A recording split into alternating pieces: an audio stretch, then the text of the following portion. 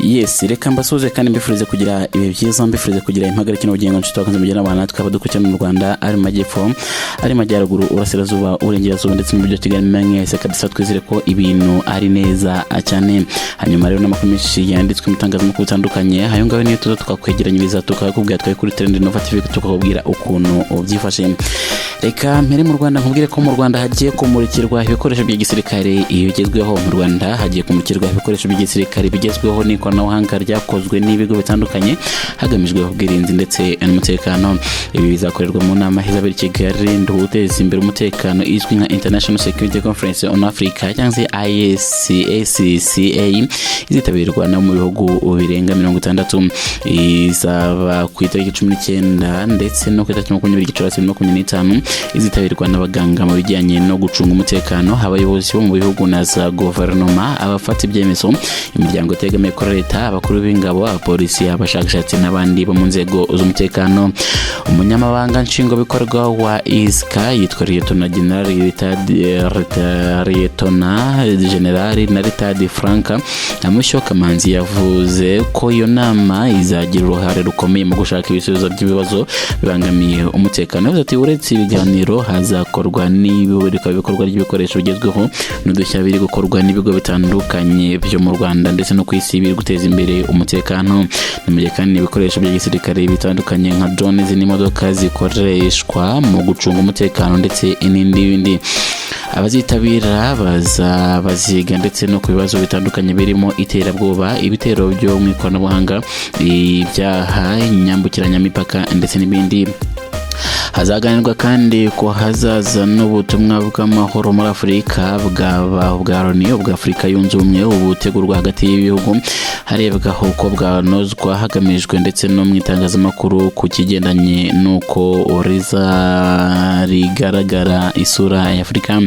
Lieutenant General Retired Frank Musho Kamanzi ati iyo itangazamakuru n'izindi mboga zigaragaza Afurika uko itari, ntabwo biduha umwanya dukwiriye nka Afurika ku ruhando mpuzamahanga n'ibibazo byacu bivuga uko bitari.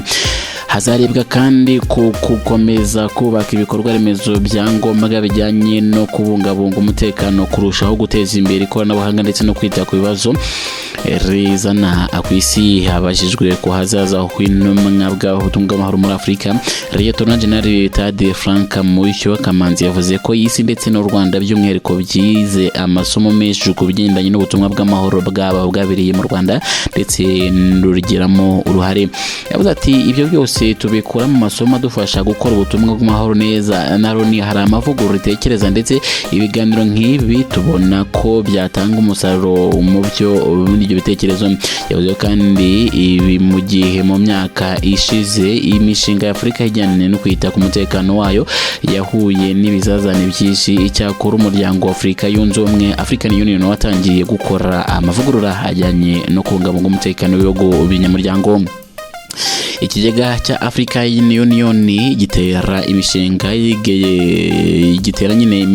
itegamiye kuri leta igamije kugarura amahoro cyaravuguruwe ndetse hatangwa hafi miliyoni 400 z'amadolari yagenewe ibikorwa byo kugarura amahoro. Ibyo byatumye rero akanama karonenda kukemeza ko kazajya gatera inkunga ya 55% by'ibikorwa bya African Union bigamije kugarura amahoro.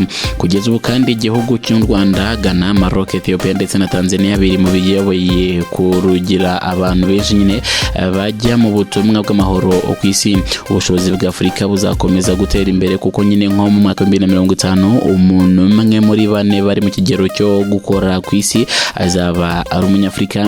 Bijyana nuko kandi 30% by'amabuye y'agaciro hari ku isi haboneka muri Afurika. Bigaragaza buryo nyine mu minsi iri imbere Afurika izaba ihagaze neza mu kwikemurira ibibazo yambajwe cyangwa se hatibagiwe n'ibigendanye n'umutekano.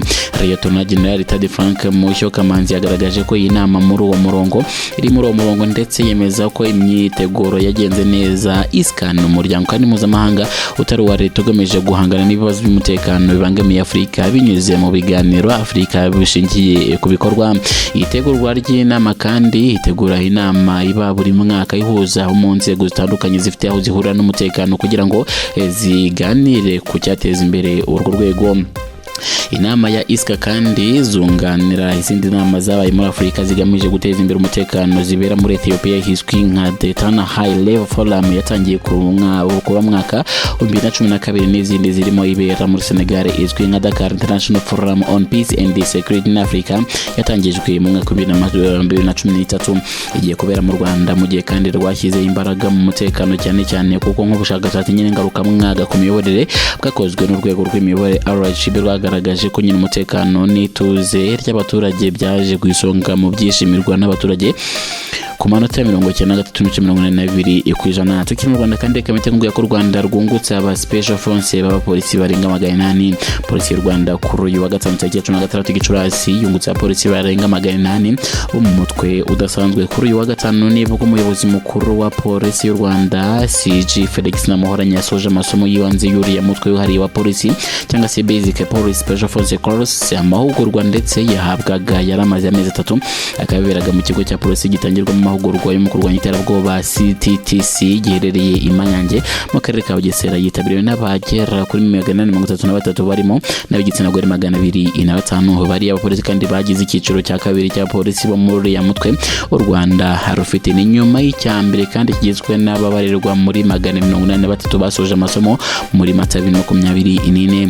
Hanyuma kandi kanekeze muri Uvira nkubwira kabagabo b'ingabo za FARDC na FNDNB bahuriye mu nama itegura intambara mu gihe kandi amakimbirane yiyongera mu burasirazuba bwa Repubulika Demokarasi ya Kongo. Abagabo bakuru b'ingabo za Kongo n'u Burundi kuri uyu wa gatatu ushize bahuriye muri Uvira mu nama yabereye mu muhezo mu gace gatutumbamo intambara. Inama ivuga ko ndetse ngo ishobora kuzazana impinduka zikomeye mu bikorwa bya gisirikare byo kurwanya umutwe wa M23.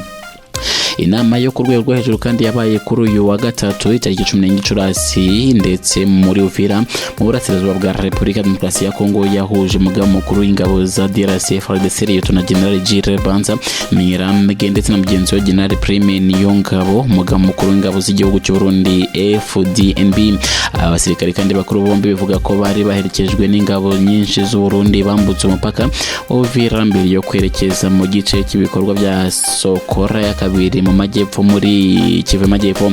Muri karagace kandi hafi y'imirongo iheruka y'urugamba niho haboroye nyine inama mu muhezo umuturage ndetse wo muri Uvira wavuganye n'urubuga rwa SOS Media Burundi tugeshiye muri yavuze ati kuva ku isaha 2 kugeza ku isaha 10:35 abayobozi bari hariya ntabwo tuzi icyo bavuganye kuko banze uko twakira. Iyi nama kandi bayi mu gihe amakimbirane hagati ya FARDC n'imitwe yitwara gisirikare nka Wazalendo n'ingabo z'u Burundi ndetse nayo ikomeje kwiyongera cyane mu bice bya Katogota ndetse na Kamanyura.